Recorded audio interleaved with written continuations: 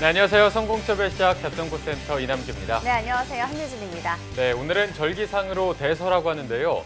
예부터 대서에는 이런 말이 있습니다. 더위 때문에 염소 뿔도 녹는다라는 말이 있다고 하는데 정말 요즘 날씨랑 딱 네. 맞는 날씨일 것 같습니다. 맞습니다. 가장 심한 무더위를 알려주는 날이라고 하는데요. 정말 요즘 계속해서 폭염 때문에 많이 힘들어하시고 또 열대야 때문에 밤낮으로 힘들어하는 취준생 여러분들이 하필 오늘 또 월요일이라 더 힘든 나날을 보내고 있지 않을까 걱정이 됩니다. 맞습니다. 또 오늘 월요일이라 힘든데요. 또 오늘은 그동안의 사상 역대 최고로 가장 무더웠던 밤으로 기록이 되고 있습니다. 네. 29.2도로 오늘 출발했는데요.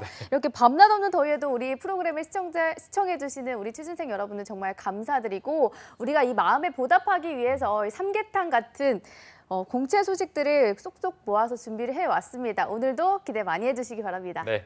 자, 2018년 하반기 성공 취업의 주인공이 되기 위한 필수 정보죠. 여름날의 기적 시즌3 얼른 함께 만나보러 가보시죠. 월요일 잡정보센터 지금 출발합니다.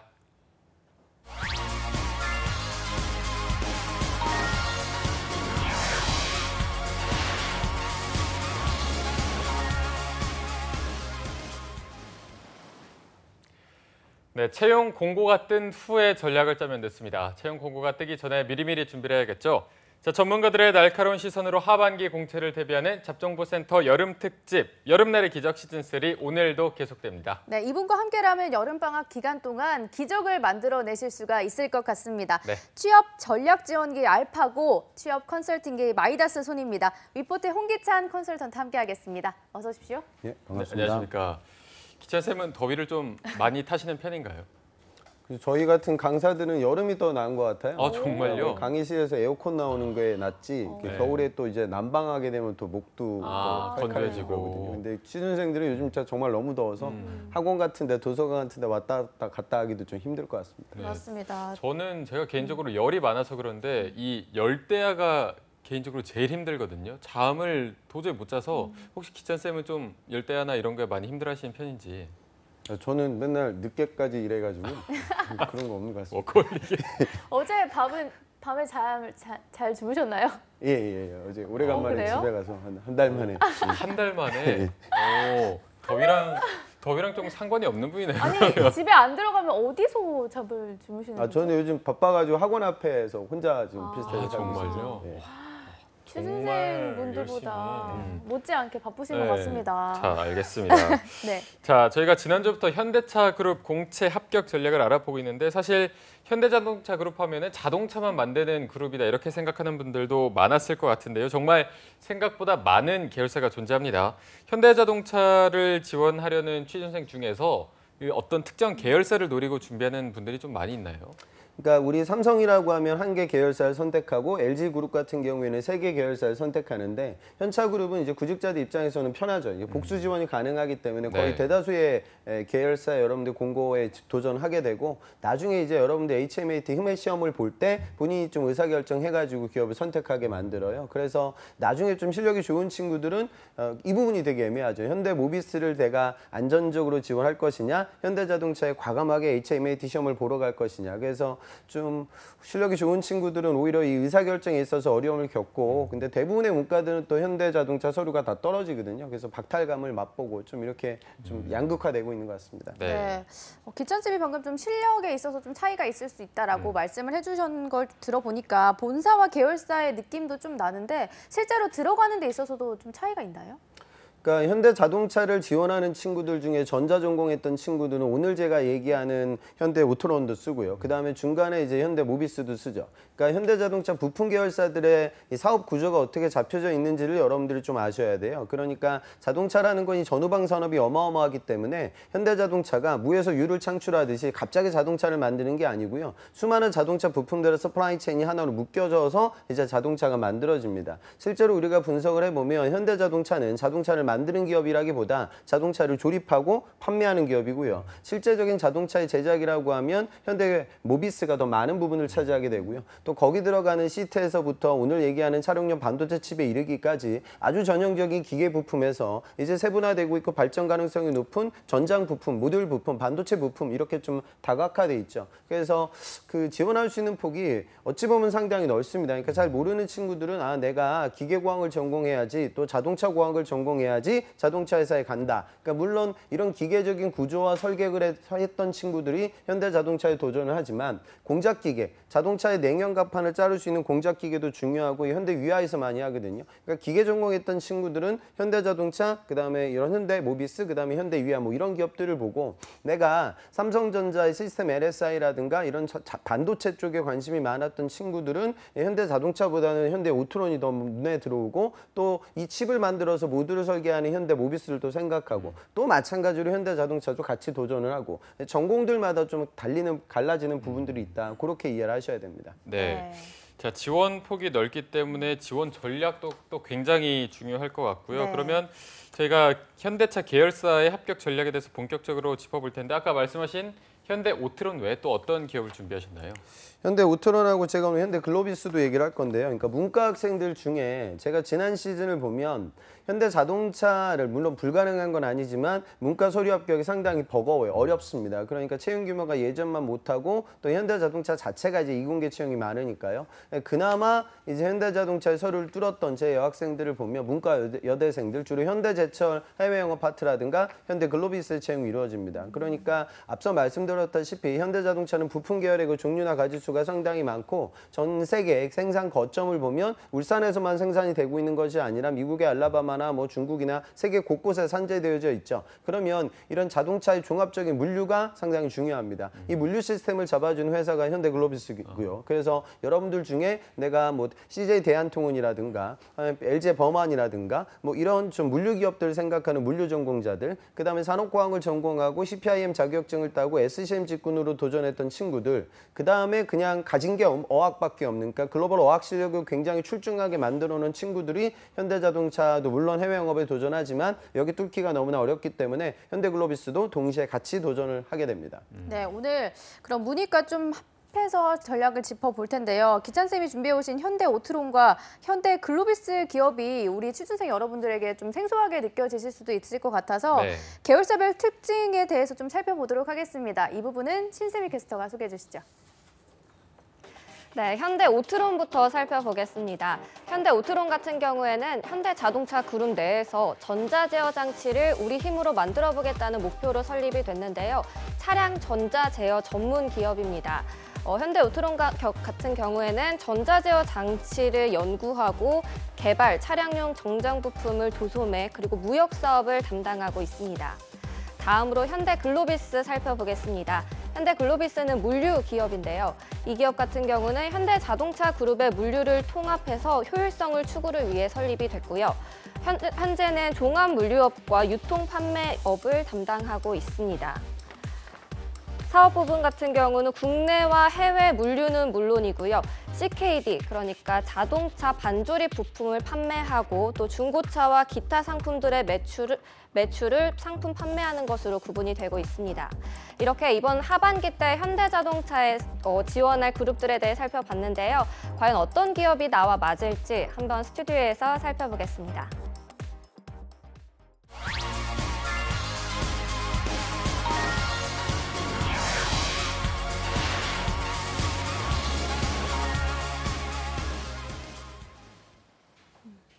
네, 현대 오트론과 현대 글로비스에 대해서 전반적으로 좀 짚어보는 시간을 가져봤고 지금부터는 좀 세부적으로 짚어보도록 하겠습니다. 먼저 현대 오트론 같은 경우에는 상반기 채용이 좀 어땠나요? 실제로 지금 상반기 대비 또 하반기 또 인턴 채용도 많아지고 있는데 최근에 있었던 공채를 보면 이 덩치에 비해서는 채용 공고가 아주 다각화되고 있는 것 같습니다. 작년 하반기하고 제가 한번 비교를 해볼게요. 올해 또 하반기가 열리니까. 네. 작년 총 11개 부분에서 이제 채용이 이루어졌는데 기술직 채용이 많습니다. 그러니까 일본적으로 평가, 품질, 모든 자동차 업종에서는 이제 평가와 품질 파트의 채용이 있는데요. 이 부분은 이렇게 생각하시면 돼요. 그러니까 휴대폰은 불량이 나면 고객이 굉장히 불편하지만 AS 센터에 가면 되는데 만약에 현대 오트론에서 불량이 나서 반도체 칩셋에 문제가 생기게 되면 여러분들 요즘 매스컴에서 보지만 뭐 지금 테슬라라든가 이렇게 자율주행 관련돼서 사고가 날 수 있거든요. 그럼 자동차 입장에서는 어마어마한 손실이 되죠. 그러니까 고신뢰성을 요구하고 있는 자동차 산업의 속성을 고려하면 항시 품질과 평가 파트 이거는 지금 오트론뿐만이 아니라 다른 자동차 계열사에서도 채용이 있죠. 그래서 산업공학이라든가 품질 관련된 지표 관리 또 이런 통계적인 분석 기법을 알고 있는 친구들이 또 여기를 많이 노리게 되고요. 그 다음에 기구 쪽에서 PCB 설계가 있었습니다. 그러니까 현대 오트론의 사업은 크게 세 가지 영역으로 나뉘게 되는데요. 첫 번째는 제어와 관련된 반도체 칩셋 개발입니다. 그러니까 오해는 마세요. 현대 오트론이 팹을 가지고 반도체 웨이퍼를 돌려가지고 반도체를 만드는 건 아니고 설계에만 이제 포커스를 맞추게 되고 그 설계는 그 실제 제조는 외주를 줍니다. 이걸 우리가 파운드리 사업이라고 하거든요. 그러니까 구체적으로 반도체 개발 파트가 있고요. 그 다음에 이 반도체를 바로 자동차에 실장하는 게 아니기 때문에 모듈이 필요하겠죠. 바로 이 제어기 하드웨어 설계 파트가 있습니다. 그러니까 이 하드웨어 설계를 하기 위해서는 칩셋을 받아다가 PCB에 올려야 되거든요. 그러니까 PCB 기판 관련된 기구 설계 채용이 또 있었습니다. 그리고 당연히 이 PCB와 모듈을 연결 짓는 작업이 필요하고 그러기 위해서는 회로 직군의 채용이 있었고요. 앞서 말씀드린 반도체 직군의 채용 또한 존재했고요. 그 다음에 또 하나가 이 차량용 반도체 칩셋 개발할 때 이 소프트웨어 개발이 들어오고 또 실제 이 차량용 OS라고 할 수 있는 오토사 우리가 뭐 이런 얘기를 하는데 거기 들어가고 있는 응용 소프트웨어 자체를 개발하는 직군들의 채용도 있죠. 그러니까 어찌 보면 이 현대 오트론이라고 하면 반도체 칩셋에 내가 삼성전자 메모리 설계라든가 파운드리 파트의 설계를 도전하는 반도체 칩에 들어가고 있는 회로를 내가 공부했던 친구들 그 다음에 일반적으로 PCB 기판 그러니까 삼성전자, LG 이노텍, 대덕전자 뭐 이런 데서 진행되는 PCB 기판 관련돼서 또 인턴이라든가 이런 경험을 했던 친구들 그 다음에 기본적으로 소프트웨어 파트에 전공을 해서 내가 삼성전자 CIM 그러니까 모바일 사업부의 소프트웨어를 쓰는 친구들이나 DSL 소프트웨어를 도전하는 친구들도 또 여기에 도전을 하게 되죠. 그리고 문과 학생들 같은 경우도 영업, 구매 재경 쪽으로 이제 채용이 열렸습니다. 그러니까 실제적으로는 그런 것 같아요. 그러니까 아주 들어가기가 제가 보기엔 쉽지 않습니다. 왜냐하면 이 계열사가 제가 보기에는 현대자동차 계열사 중에 향후에는 발전 가능성이 가장 높죠. 왜냐하면 자동차의 앞으로의 미래가 여러분들 알고 있는 스마트카, 자율주행, 그 다음에 일렉트릭 비에이클, 전기자동차, 수소차 이런 것들인데 이런 부분들은 기계적인 부분들보다는 제어적인 부분들이 상당히 중요하고 차량용 반도체 칩셋 시장이 너무나도 커질 것이기 때문에 또 어찌 보면은 또 미래로 보면 이런 계열사가 앞으로 성장이 좀 크겠다 이렇게 생각을 하고 아주 전략적으로 이 기업에 도전하는 친구들도 많습니다. 네, 말씀해 주신 것처럼 이 전자제어 분야가 크게 주목받고 있는 추세이기도 하고요. 발전 가능성도 굉장히 높기 때문에 기찬쌤 학생들 중에서도 많이들 지원을 했을 것 같은데요. 실제로 좀 어떤 특징을 가지고 있다면 좀 유리할까요? 그러니까 예전에 제 학생은 그 아까 제가 오토사라는 그러니까 우리가 OS라고 얘기하는데 모바일, 그러니까 우리 안드로이드 계열의 OS, 그러니까 구글에서 만드는 모바일 플랫폼을 개발할 때 쓰는 OS에 대한 컴퓨팅 언어를 이해했던 친구들이 있죠. 그리고 이런 것들을 활용해가지고 컴퓨터 공학했던 친구들이 어플리케이션 공모전에 많이 도전을 해요. 그런데 요즘은 보면 이 개발 자체 플랫폼을 또 규격화시키고 많은 자동차 메이커들이 자율주행 관련된 자동차 칩셋을 개발하고 거기 들어가는 모듈이라든가 패키징을 하는 기업들이 이 공통적인 컴퓨팅 언어를 익혀야 되거든요. 그러니까 이 과제를 이제 연구실 생활을 하면서 교수님과 함께 진행했던 제 학생도 있었습니다. 그래서 요즘은 이제 이런 소프트웨어 쪽으로 좀 깊이 있게 파고들었던 친구들이 이 회사를 굉장히 선호하게 되죠. 네. 소프트웨어 쪽이 아무래도 조금 더 선호도가 높은 걸로 보이고요. 현대오트론에서 이런 직무에 지원한 사람이 좀 어떤 식으로 지원을 해라 또는 뭐 어떤 전공자가 유리하다 이런 게 좀 있을까요? 그러니까 자동차 회사에 지원한다는 개념은 거의 필요가 없죠. 앞서 제가 설명드렸던 부분은 뭐였어요? 반도체, 모듈, 그 다음에 OS 뭐 이런 부분이니까 이런 부분들은 사실은 자동차 회사라기보다는 삼성전자나 LG전자를 생각하는 친구들 또 경우에 따라서는 카카오나 네이버 같은 플랫폼 그 다음에 이제 IT 서비스 자체를 도전하는 이런 기업들의 친구들이 더 많이 생각을 하죠. 그러니까 현대 오트론에 다가갈 때는 자동차 회사로 연결 짓지 말고 물론 그런 어느 정도의 비전은 보여주겠지만 더 중요한 건 이 회사에서 진행되고 있는 요소 기술, 그 요소 기술에 대한 공학적인 문제 해결 능력에 초점을 맞춰서 자소서와 면접 접근을 하는 것이 중요합니다. 네. 조금 더 넓게 바라보고 준비를 하면 좋을 것 같습니다. 바로 다음으로 현대 글로비스 지원 전략도 살펴볼 텐데요. 네. 이 하반기 시즌에 현대 글로비스를 꼭 주목해야 할 이유가 있을까요?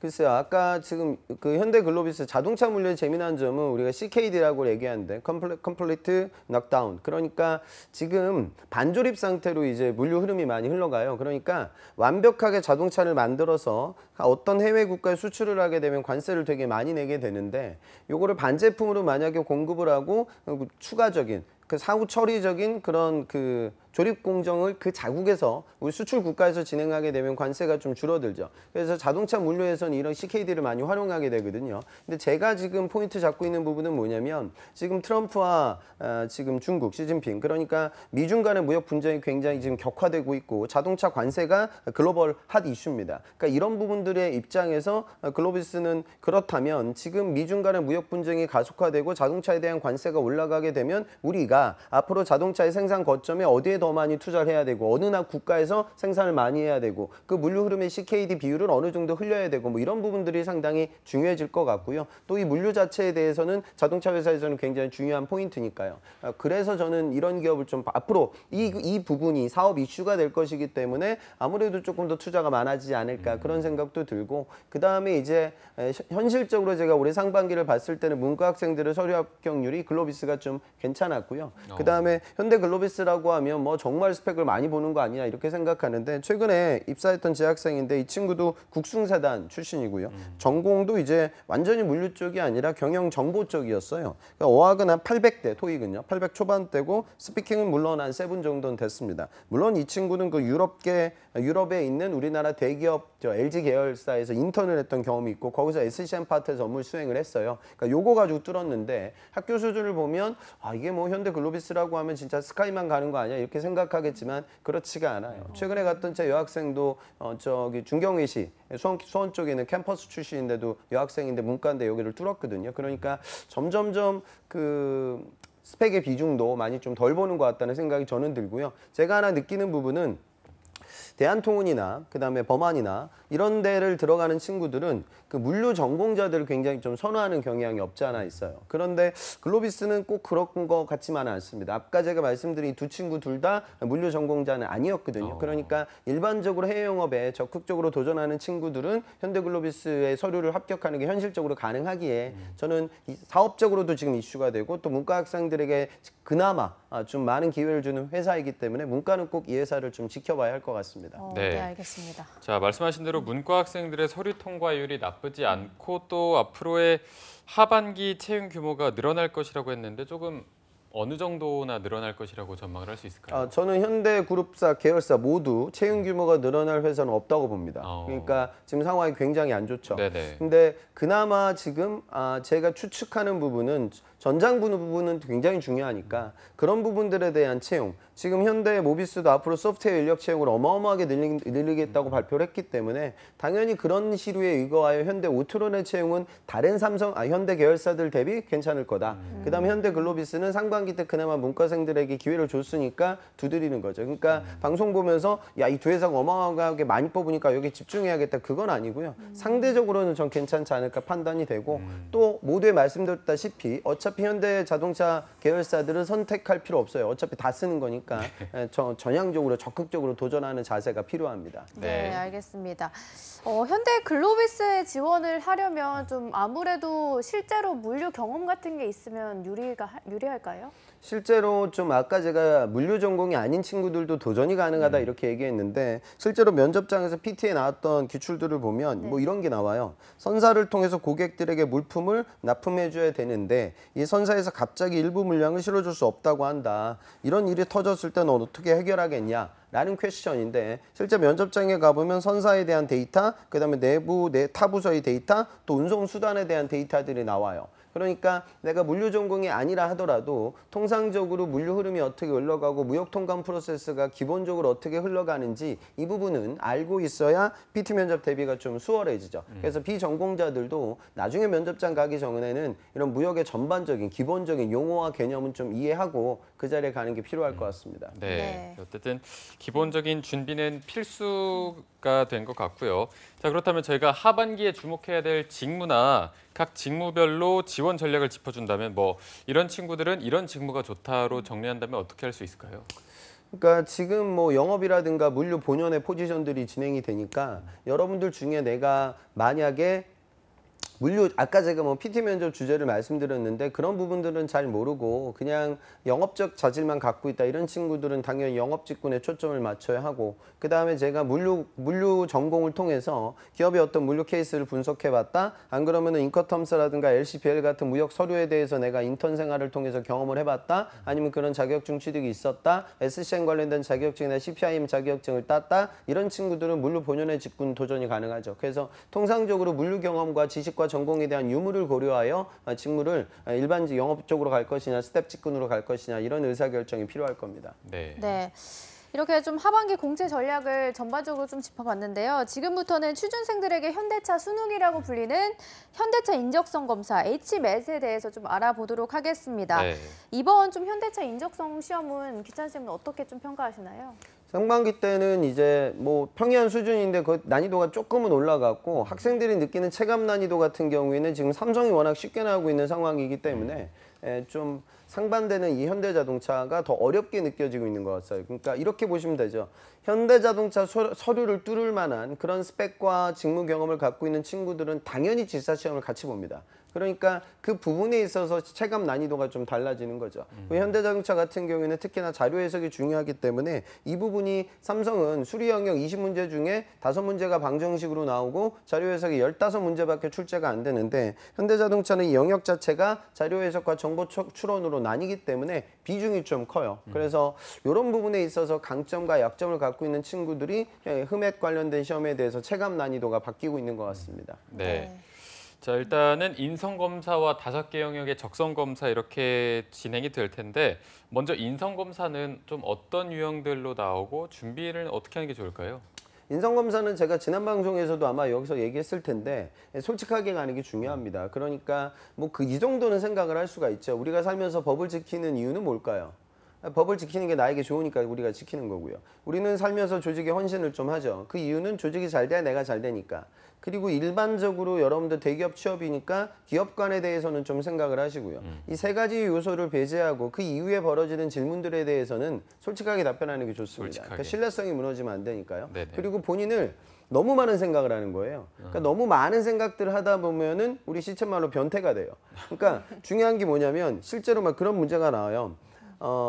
나는 일을 하면서 사소한 규칙은 무시하는 편이다. 라면 앞서 제가 말씀드렸다시피 현대자동차는 당연히 고신뢰성 제품을 요구하니까 규칙을 지켜야 되는데 현대자동차는 인재상이 보면은 이게 굉장히 좀 공격적으로 일을 하고 적극적인 성향의 친구들을 선호할 것 같은데 이게 지금 작은 분량이라고 했으니까 작은이라는 키워드는 함정인 것 같아 뭐 이런 식의 이상한 사고 그게 여러분들한테 좀 독이 될 때가 있어요. 그러니까 나는 조직의 성과가 나왔을 때 그 내가 기여한 업적에 대해서 나는 뭐 좀 인정받고 싶다라고 물어봐요. 그럼 뭐라고 해야 돼요? 인정받아야 될 거 아니에요. 그러니까 여러분들 선배들 그 임원분들도 다 그렇게 인정받으려고 열심히 조직 생활을 했던 친구들인데 어떤 재학생은 이 질문을 실제로 받았을 때 문제 나오거든요. 이런 식으로 맞아 홍기찬이가 솔직하게 하라고 했는데 나는 뭐 좀 그런 편이 아니지. 그러니까 제가 이런 강의를 왜 하는지 모르겠는데 생각들을 너무 많이 하니까 더 이제 뻐그러지는 거죠. 그러니까 이 부분에 대해서는 좀 너무 본인을 그러니까 튜닝하려고 하지 마세요. 그러니까 심지어 어떤 학생들이 인성평가를 정해진 시간 내에 못 풀어요. 그러면 당연히 결과치가 나오지 않습니다. 너무 꼬아서 생각해서 그렇게 되는 거죠. 네. 네, 알겠습니다. 너무 많이 생각하지 말고 그냥 솔직하게 빠르게 답변하는 게 가장 중요할 것 같습니다. 네. 자, 그렇다면 이번에는 언어 이해 영역도 좀 볼 텐데 삼성 G사트보다는 좀 다양하게 출제가 되는 편이라고 알고 있는데 실제로 좀 어떤가요? 그러니까 유형이라는 게 뭐 언어가 뭐 단어 간의 관계라든가 문단의 순서라든가 그다음 독해 파트 뭐 이렇게 출제가 되고 사실 그다지 뭐 큰 차이는 없습니다. 이번 난이도도 뭐 일반적인 수준으로 평이하게 나왔고요. 그리고 언어는 제가 그 현대자동차 흠액 시험 보는 친구들이 이공계들이 많은데 독해 속도가 늦어지는 친구들이 상당히 많아요. 의외로. 그러니까 그 시간 재고 푸는 연습을 반드시 해야 되고 그다음에 그 글을 좀 평소에 안 읽었던 우리 이공계들은 문맥 자체를 읽는 속도감이 좀 늦어지니까 뭐 지문이 좀 길 때는 초반에 나오는 문장과 마지막 문장도 미리 보고 중간에 이 흐름이 바뀌는 접속사의 유무를 확인하고 그 다음에 문제를 보고 보기를 보고 이렇게 본인만의 방식으로 좀 구조화시키는 독해 파트의 연습이 필요합니다. 네. 언어 이해를 풀 때 좀 학생들이 어려워하는 문제 유형 같은 게 있나요? 그러니까 지금 단어가 좀 낯선 단어들이 나올 때가 많아요. 그러니까 우리가 일상생활에서 많이 접하지 않는 단어들이 나오게 되면 가뜩이나 독해 속도가 늦어지는데 더 늦어지게 되죠. 그러면 그 낯선 단어들의 특징들이 이제 음절들이 상당히 긴데 그게 뭐 음절을 하나하나 독해해가지고 정확하게 이해할 필요가 없을 때도 많아요. 글의 흐름을 그냥 확인하는 파트라고 하면 그러면 그냥 해당 부분을 그냥 좀 내 나름대로 요거는 A고 요거는 B고 이거는 C구나 이렇게 조금 포인트 잡으면서 독해를 하면 독해 속도가 조금은 빨라질 때도 있습니다. 그러면 기찬 쌤이 항상 얘기해 주시던 게 이런 것도 시간을 꼭 재서 연습하는 게 좀 중요하겠네요. 그리고 이제 언어는 여러분도 아시겠지만 공부해도 잘 늘지가 않아요. 네, 맞아요. 그러니까 이게 뭐 이거를 내가 못한다고 해가지고 여기에 집중해서 투자할 필요까지는 저는 없다고 생각을 하고요. 사실 언어가 물론 여러분들 언어는 이런 것 같아요. 제가 이제 모의고사도 출제하고 분석을 해보면 좀 비슷해요. 어느 정도는. 그리고 정말 못하는 친구들이 조금 있고요. 그런데 이 술이나 추리로 가게 되면 전 다 진짜로 변별력이 커져요. 그러니까 잘하는 친구들은 정말 잘하고 못하는 친구들은 정말 못하거든요. 그러니까 이 부분이 어찌 보면은 더 시간 투자 대비 성과가 좋아지지 않을까. 그래서 언어에 몰입할 필요까지는 없다고 말씀드립니다. 네, 네, 알겠습니다. 알겠습니다. 역시나 좀 전략적으로 준비를 하는 게 좋을 것 같고요. 이어서 논리 판단, 이 부분은 또 어떻게 준비하면 좋을까요? 그러니까 논리 판단 같은 경우에는 일반적인 3단 논법이라든가 뭐 정원 3단 논법 이렇게 나오는 개념들은 패턴들이 좀 정해져 있어요. 그래서 문제집을 풀면서 그런 패턴들을 눈에 익히는 작업이 필요하고 아까 제가 자료 해석 파트가 굉장히 중요하다고 말씀드렸는데 그것만큼이나 중요한 파트가 이제 논리 파트고요.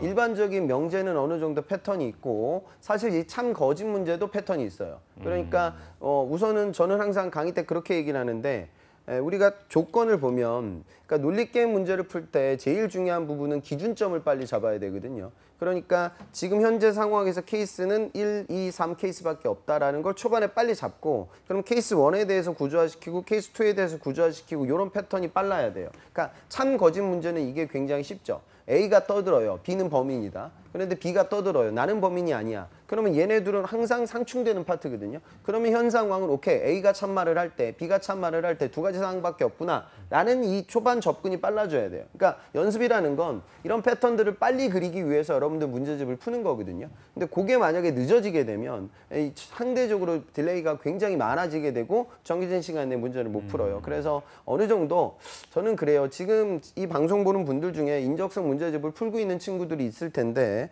내가 지금 한 권 정도 풀었어요. 그러면 반응이 다 똑같아요. 선생님 이건 저하고 안 맞는 것 같습니다. 그게 맞으면 이상하거든요. 그러니까 한 3권, 4권 정도 풀어야 이제 어느 정도 제가 말씀드리는 느낌을 좀 받으니 너무 그렇게 두려워하지 말고 상대적으로 다 이제 재미없는 시험이고 하기도 싫은 공부니까 같은 상황에서 내가 어느 정도 좀 올라간다. 그런 마인드로 좀 도전해봤으면 좋겠어요. 네. 그럼 이번에는 굉장히 중요하다고 말씀을 해주신 자료 해석 파트를 좀 보면요. 이 네. 부분도 좀 어떻게 준비하면 좋을지 짚어주시죠. 자료 해석 파트 같은 경우에는 자료 해석하고 정보 추론인데 정보 추론은 약간의 좀 계산이라든가 약간의 논리적인 판단이 필요해요. 그러니까 되게 어렵잖아요. 뭐 이런 거야. 우리나라와 미국의 환율을 알려주고 우리나라와 호주의 환율을 알려주고 미국과 호주의 환율을 구하라. 주로 블랭크 표가 있는데 그리고 그래프가 있는데 거기 나와 있지 않은 값을 물어보죠. 그러니까 나와 있지 않는 값을 물어볼 때 출제자가 덧셈이나 곱하기로 문제를 출제하지 않습니다. 그럼 문제가 너무 쉽게 보이기 때문에 그러하죠. 그러니까 대부분이 이제 나눗셈 파트가 나오기 때문에 당황하지 말고 정보 추론이나 자료 해석에서 보이지 않는 값을 물어볼 때는 내가 어떤 그 문제 조건이 있을 거예요. 그러니까 2005년 서울이라는 키워드가 있고 그 다음에 문제가 나왔어. 그러면 이 표나 그래프에 2005년 서울 관련된 데이터에 체킹을 하고 그 데이터들 중에서 내가 어떤 추론을 통해서 답을 뽑아낼 것이냐. 그런데 그 상당수에 무엇이 들어가 있다? 나눗셈이 들어가 있다. 뭐 이런 식의 패턴들이니까요. 이런 것들도 좀 문제를 많이 풀다 보면 좀 속도감이 붙고 결국에는 계산 속도를 좀 높여야 되는 부분 그리고 이제 그래프 관련된 해석도 가끔 나와요. 그러면 네. 그래프라고 하면 그 문제를 이렇게 내죠. X값이 점점점 변화하고요. Y값이 점점점 변화하는데 둘 다 증가하고 있어. 그러면 그래프는 어떻게 해야 돼요? 우상향으로 올라가야 돼요. 그러면 이제 좀 감소하는 보기를 하나 줄 거예요. 그건 이제 예선 탈락이고요. 그럼 우상향의 그래프가 그냥 미분값이 변하지 않을 때, 그러니까 다시 말해 기울기 값이 변하지 않으면서 동일한 기울기로 쭉 올라가는 그래프를 하나 보여주고요. 하나는 그래프를 이런 식으로 보여줄 거예요. 그럼 이건 뭐죠? 초반에는 증감률 기울기가 작죠. 그리고 점점 기울기가 커지는 거예요. 그럼 이런 그래프 하나. 그 다음에 또 하나는 기울기가 굉장히 커요. 초반에는 아주 가파르게 상승하다가 그 다음에 기울기가 작아지는 그래프가 나와요. 그러니까 결국 이런 식의 문제들이라는 건 계산하는 문제가 아니야. 초반에 x값의 변화량분의 y값의 변화량 기울기, 마지막 x값의 변화량분의 y값의 변화량 기울기, 이 기울기가 똑같다. 그러면 기울기는 어떻게? 이런 식으로 올라가는 거고, 그 다음에 이게 채증하게 되면 가파른 방식으로, 채감하게 되면 감소하는 방식으로 그래프가 변화하게 되죠. 그러니까 이런 식의 패턴들을 줘요. 그러니까 누적 그래프도 하나하나 데이터들을 보여줄 때, 그 다음에 이걸 연차별로 누적시켰을 때 그래프가 어떻게 보여주냐라는 패턴들. 그러니까 문과 학생들은 평상시 학업 공부를 할 때 이런 그래프라든가 데이터를 많이 안 보거든요. 그러니까 이 보는 것 자체에 대해서 익숙치가 않고 데이터 리딩 속도가 굉장히 늦어져요. 네. 그러니까 자료 해석을 볼 때 제일 중요한 건 뭐냐면, 저는 이공계입니다. 근데 저는 제 학부 때 좀 재료 쪽으로 학사하고 석사 때 이제 산업공학 석사를 하다 보니까 그 회사 생활하면서 직무가 바뀌다 보니까 문과 동료들, 그다음에 이과 동료들과 함께 일을 해봤는데 확실히 그런 차이점이 있는 것 같아요. 그러니까 이공계들은 데이터를 볼 때 저 같은 캐릭터니까 이 데이터는 연도별, 세대별, 지역 데이터네 라고 이제 그래프를 빨리 봐야 되는데, 문과 학생들은 야, 이거는 뭐 진위계수네 뭐 이렇게 보더라고요. 그러니까 그 컨텐츠의 임계적인 의미가 중요한 것, 컨텐츠의 어떤 컨텐츠 자체의 그 키워드가 중요한 것이 아니라 그 수치를 해석하고 있는 기준점들의 데이터를 빨리 잡는 게 필요하거든요. 그러니까 그런 식으로 자료를 해석하는 자료 독해라고 저는 얘기를 하는데, 그 부분에 대해서 익숙해지는 작업이 좀 필요할 것 같습니다. 네. 네. 뭐 일단 나누쌤도 연습을 많이 하셔야 될 것 같고 그래프가 좀 눈에 익으셔야 될 것 같은데, 이 자료 해석 영역에서 그래프가 나오면 좀 가장 어려워하는 편인가요? 다른 유형은 좀 어떻습니까? 그래프가 더 쉽죠. 그래프는 그나마 숫자가 많지 않거든요. 네. 그러니까 여러분들 제일 복잡하게 만드는 건 이제 그 숫자 많은 데이터고요. 그다음에 학생들이 좀 재미난 게 뭐냐면, 문제를 풀다 보면요, 다 못 풀 때가 많거든요. 그러니까 실제로 이번에 저도 지금 데이터 통계를 내고 있는데, 삼성전자 메모리 설비 직군에 만약에 F 직군으로 지사수를 뚫으려면 자료 해석에서 문제를 합격자들을 보면 대부분 틀리는 개수가 5개 언더예요. 근데 이 친구들도 100% 다 풀진 않거든요. 그러니까 몇 개를 놓치게 되죠. 네. 그러면은 이제 본능적으로 여러분들은 남아있는 시간 동안 문제를 확인하게 되는데, 당연히 이렇게 표가 길고 숫자가 많은 문제들은 배제하고 짧은 문제를 초이스하더라고요. 문제가 짧다고 해서 그 난이도가 낮다? 그거는 절대 추측이 불가능해요. 제 판단으로는 오히려 자료가 긴다라고 하면은 여러분들한테 힌트를 더 많이 주는 거고, 그 다음에 도표가 길게 나왔을 때는 거기 섞여 있는 문제가 많을 때가 있죠. 그러니까 하나의 문제로 끝날 때가 있고, 도표를 하나 주고 문제를 3개까지 낼 때도 있어요. 예를 들어. 그러면 이런 상황이라고 하면 출제자 관점에서, 저는 문제 내는 사람이니까 이 하나의 도표에서 문제를 다 어렵게 내기는 어려워요. 그러면 이제 난이도 조율에 실패하게 되겠죠. 그러니까 오히려 그런 문제들은 쉬운 문제들이 제법 많단 말이죠. 네. 근데 학생들은 이제 그냥 숫자 많고 양이 많아지는 것 자체에 대한 불안감을 갖고 있기 때문에 의사결정이 잘못될 때가 있다. 이 부분을 좀 생각하셔야 될 것 같습니다. 네. 네. 자, 알겠습니다. 자, 여기서 마지막 영역인 도시기해 및 공간 지각 영역, 문과생들이 특히나 좀 어려워할 것 같은데, 이 부분은 어떻게 접근하는 게 좋을까요? 이 부분이 이제 공간증가과 도시기회로 좀 바뀌어가면서 항상 출제가 되고, 출제 유형들도 좀 나뉘어져요. 그런데 통상적으로 도형으로 나올 때는 이제 우리가 그 주사위 문제라고 얘기하는 전개도 문제가 많이 나오는데, 네. 전개도 문제 같은 경우는 이건 삼성도 나오고 기본적으로 패턴들이 정해져 있어요. 그러니까 결국에 문제는 2D로 보이는데, 평면으로 보이는데 내가 이걸 입체로 생각해야 되거든요. 그래서 제가 여기서 설명드리기는 힘든데, 그 2D에 좀 넘버링 같은 걸 해서 어떤 면과 어떤 면이 맞닿고 있는지를 빨리 확인하셔야 돼요. 그래야지 이제 2D가 2D로 문제를 풀 수 있기 때문에 3D까지 안 가게 되거든요. 그러면 문제풀이가 좀 수월해지고, 그다음에 도시기회 같은 경우에는 이게 일반적인 알고리즘 패턴으로 먼저 출제가 되고 난이도가 상당합니다. 그리고 이 파트가 이제 삼성은 안 나오는데 LG에는 또 출제가 되고 있거든요. 그러니까 알고리즘 유형은 여러분들한테 공포감을 줄 거예요. 그러니까 무슨 소리냐면, 뭐 그림이 엄청 많아요. 근데 실제적으로는 그냥 이렇게 생각하시면 돼요. 알고리즘은 다 똑같습니다. 그러니까 만약에 자 홍기찬이라는 초반에 키워드를 주면 어떤 사인은 홍기찬의 머리 스타일을 바꾸게 만들어요. 그래서 지금처럼 짧은 머리가 됐다, 긴 머리가 됐다, 염색 머리가 됐다. 또 어떤 기호는 홍기찬은 옷을 바꿀 거예요. 그래서 이거를 뭐 셔츠로 바꾸고 뭐 넥타이로 바꾸고 옷의 색깔이 바뀌고 또 어떤 부분은 홍기찬의 하의를 바꾸고 또 어떤 부분은 홍기찬의 신발을 바꾸고 이런 식의 조합 변화를 통해서 중간에 이제 확인을 하게 만들죠. 그러니까 그러면 이렇게 변화가 됐을 때 홍기찬이 입고 있는 뭐 옷의 뭐 순서가 어떻게 되냐라는 걸 해서 이제 다른 방향으로 보내게 돼요. 그래서 이 문제는 유형이 바뀌지만 어찌 보면은 하나의 집단을 세그멘트하고요. 그 세그멘트한 부분들에 대한 변화를 통해서 여러분들의 도식을 이해하게 만들고 추론을 합니다. 그러니까 결국에는 시각적 사고라는 패턴보다는 제가 보기에는 100% 추리거든요. 그래서 뭐 문제 풀면서 여러분들 연습을 해야겠지만 중요한 거는 좀 너무 그 초반에 나오는 그림에 위축되지 않는 자세가 필요합니다. 네, 알겠습니다. 알겠습니다. 오늘 이렇게 현대 오트론과 현대 글로비스 또 HM의 준비까지 30분간 좀 쉴 틈 없이 알아봤는데요. 네. 마지막으로 기찬쌤의 신의 한 수까지 들어보도록 하겠습니다. 이미 스타트 됐죠. 그러니까 지금 하이닉스 수시가 엊그저께 발표가 났는데 하이닉스도 지금 안 쓴 친구들이 많고요. 그다음에 하이닉스 인적성이 이제 곧 이제 보게 되겠죠. 그리고 지금 전형이 계속 뜨고 있어요. LG 이노텍도 마찬가지고 산학도 마찬가지고요. 그래서 9월 시즌 오픈 전에 나오는 이런 좋은 기회들이 많다는 걸 좀 이해하셨으면 좋겠고요.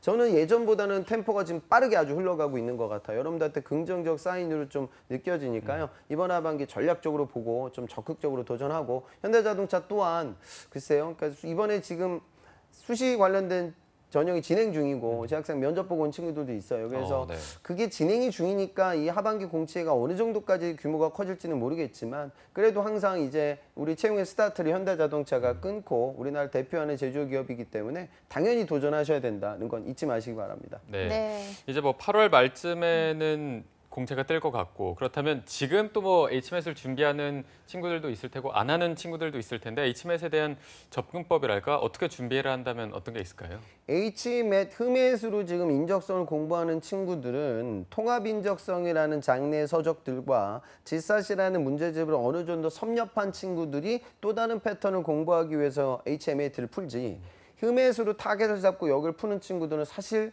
별로 없습니다.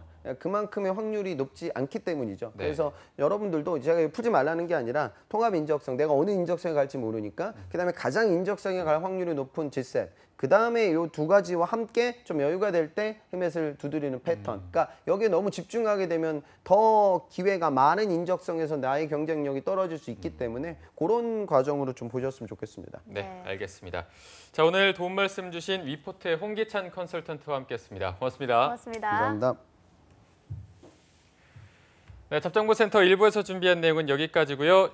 잠시 후 2부에서는요. 신세미 캐스터와 함께하는 일자리 방방곡곡이 준비되어 있고요. 네, 그리고 취준생들을 위한 발빠른 뉴스를 전해드리는 취업인 뉴스도 준비되어 있습니다. 네, 어디 가지 마시고요. 채널 고정.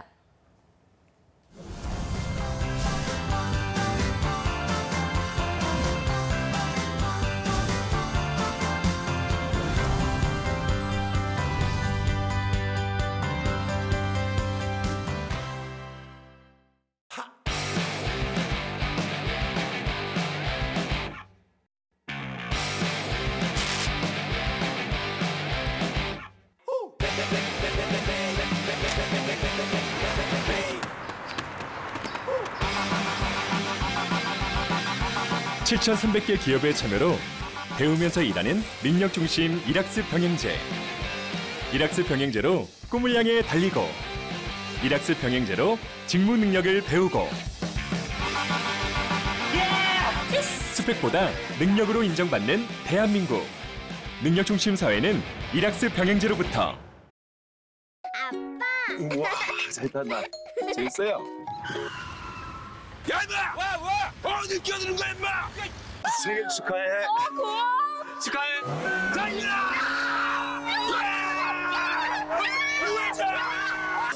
피곤하지? 아이 선배님 수고 많아?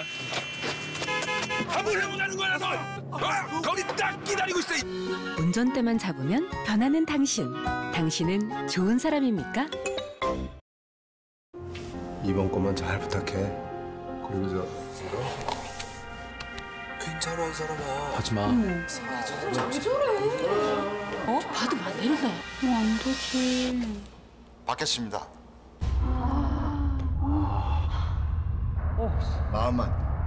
마음만 받겠습니다.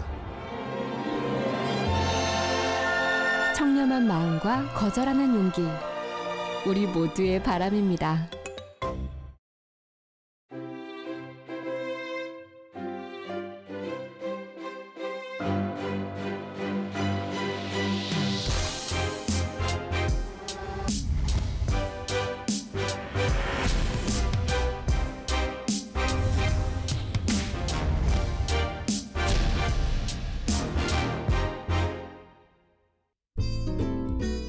행복한 결혼, 작은 결혼식으로 시작하세요.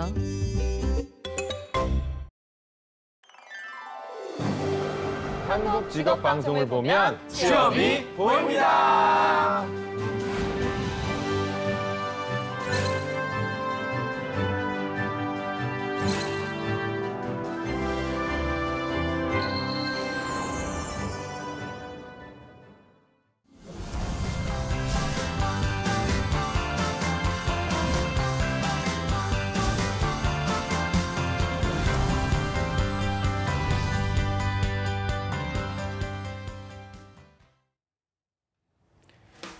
네, 성공취업의 시작 정보센터 2부의 문을 또 활짝 열어봤습니다. 제가 2부에서는요. 전국 각지의 생생한 채용 소식을 만나보는 일자리 방방곡곡이 준비되어 있고요. 네, 그리고 취준생들이 꼭 알아두면 좋은 뉴스들만 골라서 전해드리는 취업인 뉴스도 준비되어 있습니다. 먼저 일자리 방방곡곡부터 바로 만나보시죠.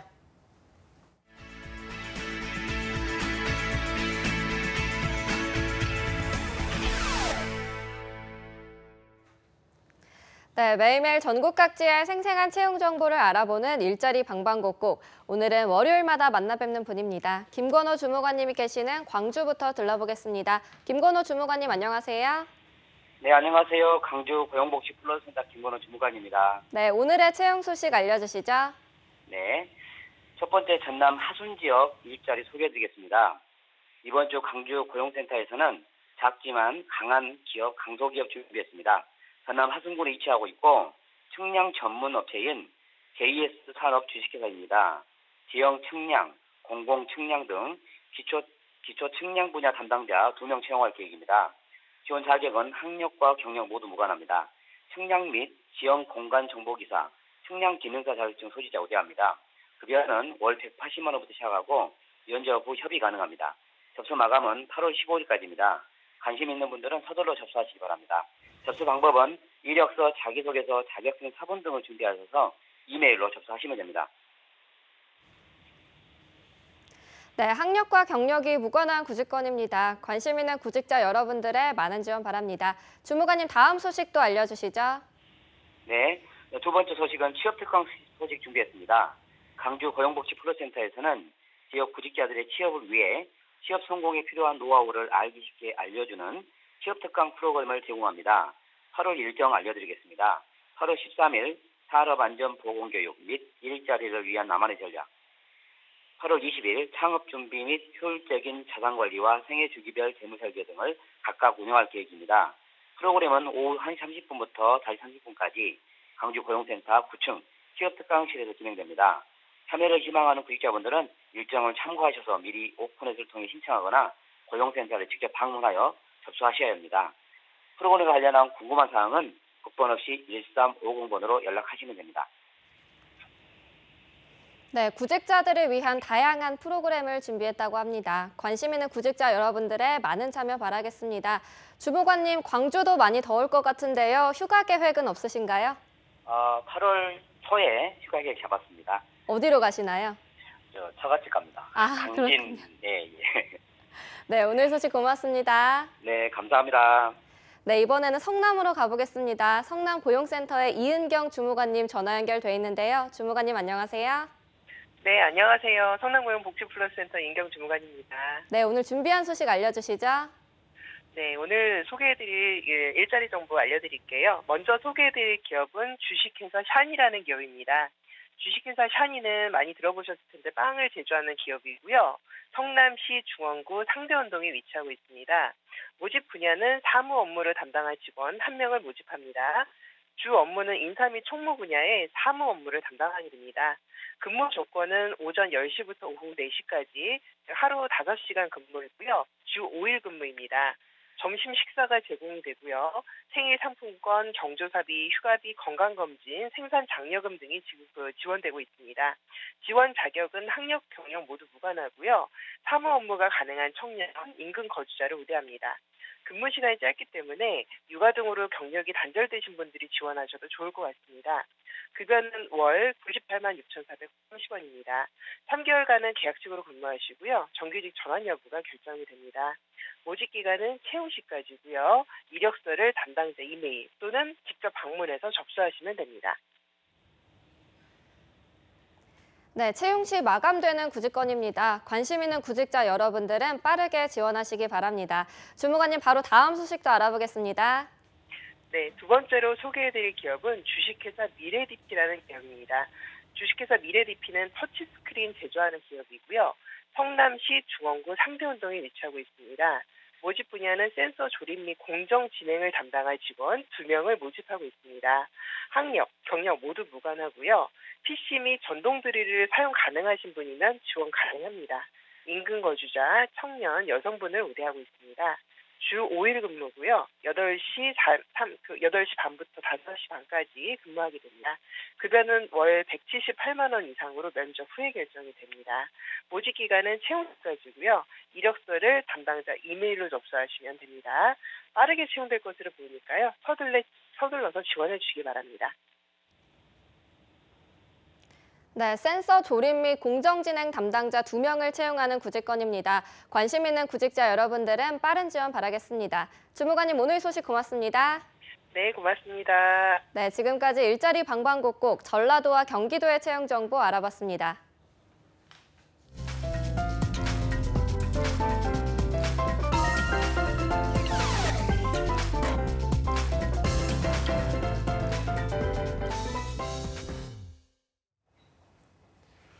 네, 이어서 구직자들이 꼭 알아야 할 소식들을 발빠르게 알아보는 코너죠. 취업인 뉴스 시간입니다. 네, 오늘 수고해 주실 잡정보센터 2부의 도우미 신세미 캐스터와 함께하도록 하겠습니다. 안녕하세요. 안녕하세요. 안녕하십니까.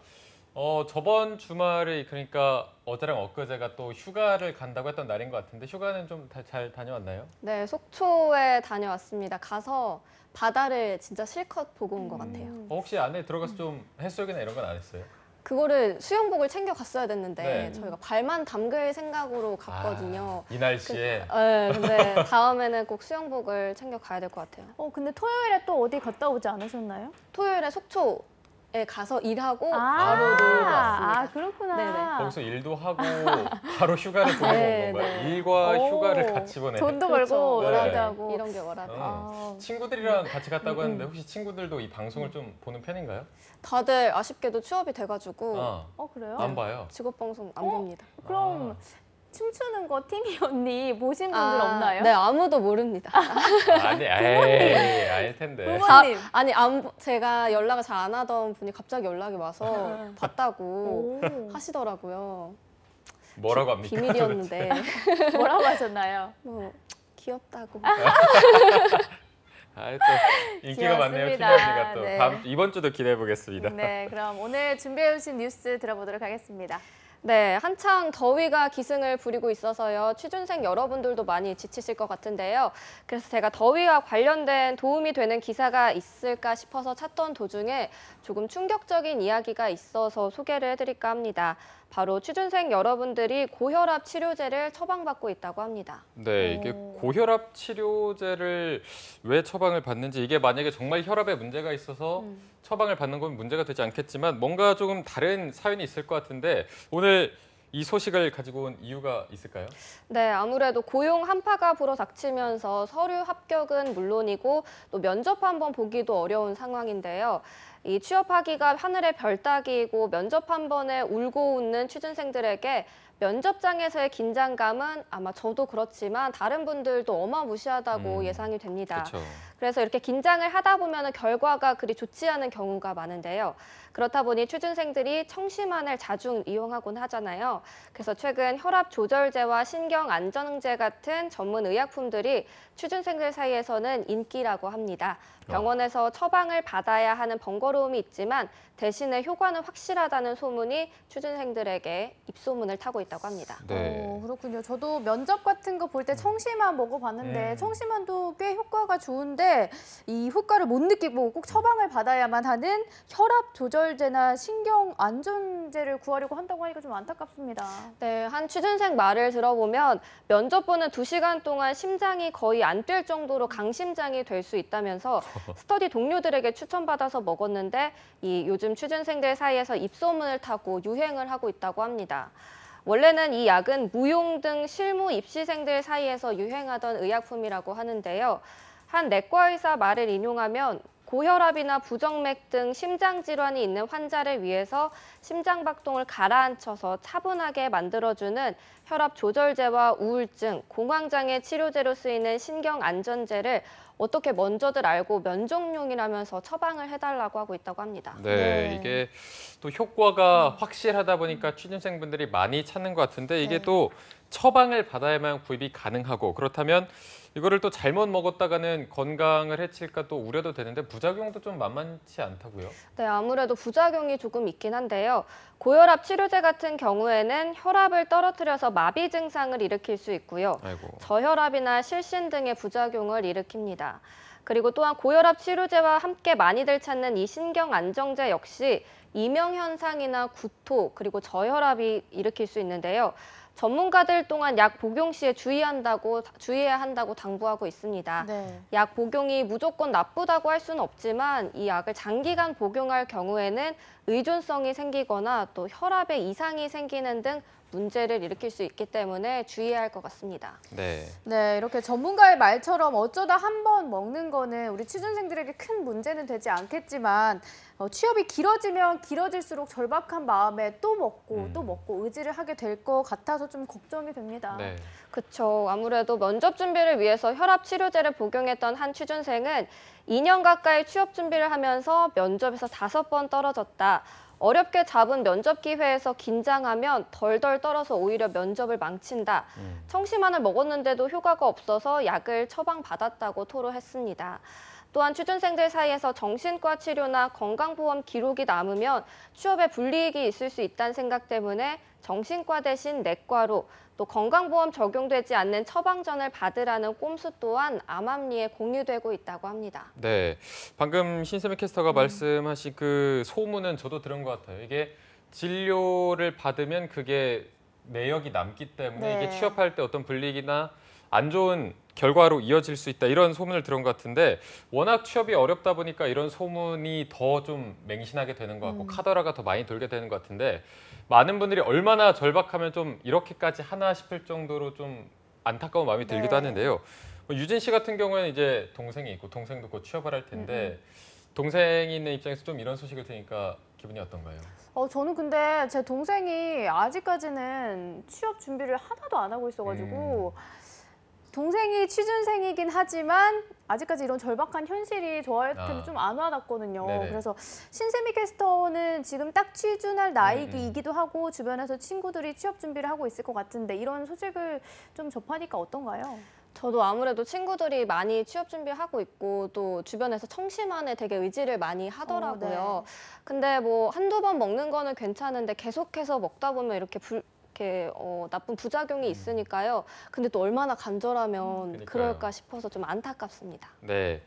자, 이게 분명히 뭐 효과는 있다고 하지만 너무 의존하면은 또 거기에 빠질 수가 있기 때문에 정말 사용하는 거는 자제를 부탁드리고요. 또 주변 분들이 많이 걱정하시니까 이 부분은 조금 더 건강을 챙기는 쪽으로 생각해 보셨으면 좋겠습니다. 자, 그럼 첫 번째 뉴스는 이 정도에서 마무리를 짓고요. 이어서 두 번째 뉴스도 바로 알아볼까요? 네, 두 번째 뉴스는요. 구직자 60.9%가 기업이 제공하는 정보가 불충분하다라고 말하고 있습니다. 네.